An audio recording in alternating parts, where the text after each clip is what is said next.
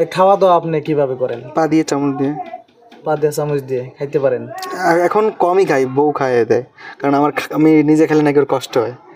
যাই হোক, আচ্ছা এত ব্যস্ততার মধ্যেও আমি তো দেখতেছি ভাবি অনেক কাজ করে, তার বাদেও আপনাকে টাইম মতো 3 ওয়াক্ত তো খাওয়া লাগে, 2 ওয়াক্ত খাওয়ায়, সমস্যা নেই, খাওয়াই দেয়। ভাবি তো মাশাআল্লাহ 5 ওয়াক্ত নামাজ পড়ে মনে হয় না? অবশ্যই। খুবই সুন্দর। মুন্ডা যখন যাবি পকত করে চলে আসবেন ইন্ডিয়াতে, বুঝছেন? পকত করে? হ্যাঁ, পকত করে চলে আসবেন আমার বাড়িতে। যখন মুন্ডা যাবি আচ্ছা, খালি খালি একবার ফোন দিবেন যে মিরাজ ভাই আমি আসতেছি, পকত করে চলে আসবেন, কোনো কথা নাই। আইসি আপনার ভাবির হাতে রান্না কইসি বসা যাবেন। যাই হোক, অনেক জল্পনা কল্পনার পরে চলে আসলাম ভাইয়ের বাসায়। আর ভাইয়ার এখানে আসলাম, আমাদের ইন্ডিয়া থেকে যে ভাই আছে আমাদের প্রিয়, আমাদের শাহজামাল ভাই চলে আসলো। আসার পরে এই যে আমরা এখন আফ্রিদিবের বাসায় আছি, আমাদের মিরাজ আফ্রিদিবের বাসায়। অনেক কথা বললাম, খুবই ভালো লাগলো। ভারত থেকে আসা ভাই কিছু কথা বলবো ভাইয়াকে, ভাইয়া উত্তর দিব, শুনবো। আপনি কোশ্চেন করেন। আমি কোশ্চেন করবো। আমরা তো এখানে আছি, ভাইয়ের বিষয়ে আপনার কি জানার আছে সেটা আপনি জিজ্ঞেন। ভাইয়ের বিষয় আমার জানা, সেটা আমার জানা। আমি যেটা জানবো, আমি তো ভাইকে দেখে আমি নিজেই কি বলবো, আমি এমনি হার্টবিট বেড়ে গেছে। কারণ যে লোকের ভালোবাসার জিনিসটা যখন পেয়ে যায় তখন সে কিন্তু অনুভূত হয়ে যায়। এখন আপনি যেহেতু ইন্ডিয়ার থেকে আসছেন, আপনি আবার কখন আসবেন আমরা জানি না। তবে যাই হোক, ভাই আমার পাশে আছে। এখন আমি রাস্তাঘাট চিনে গেছি, কেউ আমার ঠেকাইতে পারবে না।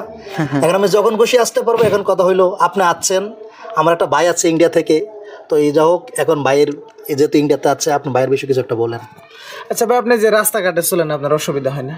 না, অভ্যাস হয়ে গেছে। অভ্যাস হয়ে গেছে। এই যে হাতটা নাই, কিছু বস্তু যদি আপনি লাগে, আপনি আমার যে ভাইয়েরা থাকে, ছোট ভাই থাকে, বড় ভাই থাকে, অলওয়েজ টাইম সাথে থাকে, যখন যেটা প্রয়োজন হয় ওরা সব কিছু সেবা করে আর কি।